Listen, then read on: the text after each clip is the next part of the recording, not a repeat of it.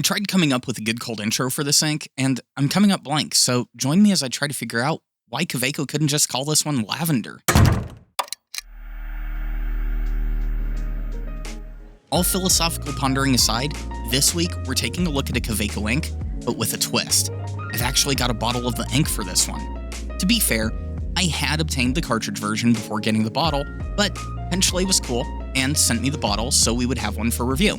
So thank you to Chalet for sending this one over. Also, that said, I'm not going to hold back. If I don't like this ink, I'm going to tell you. So, do I like the ink? Well, yes and no. If I can shut my mind off for a few seconds and ignore the name of the ink, then, well, yeah, I like it. But I'm not a big fan of purple. This ink, however, does a good job impressing me, though, and you'll see a little later on that the performance indicators are really well done, and for what it is, it's actually a good color. But as soon as I turn over to my analytical side, well, the first thing that pops right back in is that they should have just called it lavender. Now, then I have to go shut my mind back off so I can stay unbiased. Anyways, let's just go ahead and look at the bottle. Now, I've never had one of the old Kaweco bottles, but if you took a 30ml bottle and imagine a cross between a Pelican 4001 and a bottle of Waterman, kind of shrunk down, then you have the general shape idea. Honestly, I'm glad Kaweco went this route. It's a nice glass 50ml bottle with a metal cap and a front sticker giving you kind of the general idea of the color family for the ink. And I know this may look like a boring bottle, but I kind of like that.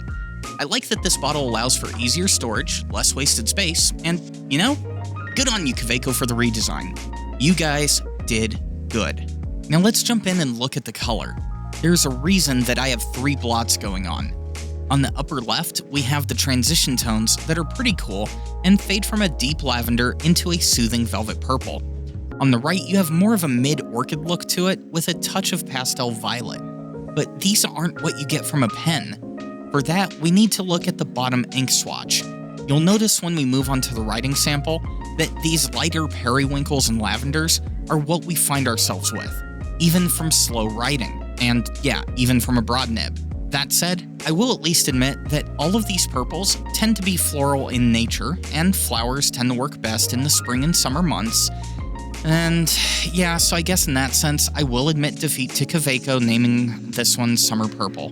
But let's move on to dry time. And this is where I start setting aside my color complaints, and this ink actually kind of wins me over. On Rhodia, we are dry at 5 seconds, and that's with a broad nib. This is the first purple I've used where that was the case.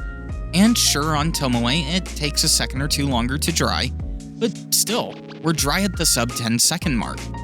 Now, before we see how this transitions to writing properties, let's take a look at water performance. With how light of an ink this is, I'm not expecting the best, so as we get some water on the page and the color starts to lift, it looks like we're going to have a bad time. However, once we dry the page, we're actually left with a really recoverable ghosting layer. While it's not the most bold underlayer that I've seen from an ink, it's actually a really good showing and makes recovery quite an easy affair. Now, let's take a look at the writing samples starting over on Rhodia. The first thing of note is I'm actually getting more of a periwinkle and lilac from this broad nib, like I kind of do in the samples. It's actually not a bad look. It's a bit more of a soft color than I expect from purple, but it's a nice color overall. And the dynamic range is definitely mid-tier, without a strong showing in either direction. But it's at least a consistent ink that feels like the lubrication is just enough to keep it flowing and keep it consistent. So I'm not seeing any hard starting or skipping, and I feel like I'm only losing 1 nib width from this broad nib, which, once again, is kind of consistent with Kaweco inks. Moving on over to TR, this is straight lavender. If I slow down, I can get it to fade down into lilac, but the majority of my writing is going to be lavender, and that's just how it is. Now, we do have quite a few positives. The first is that this broad nib is in fact looking broad. Despite seeming like a drier ink, we aren't getting any skipping or hard starting.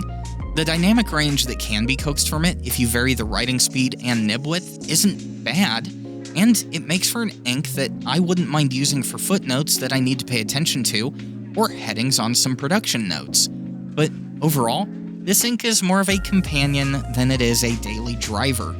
Now, everyone is different, so if you like the color and performance from this one, then pick up a bottle and you won't regret it.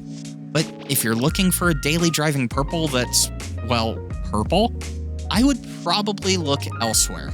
And that does it for our look at Kaweco Summer Purple. If you like the video, hit that thumbs up, subscribe if you haven't, and become a patron if you want to contribute to the Dog Treat and Coffee Fund. Till next time, don't drink the ink.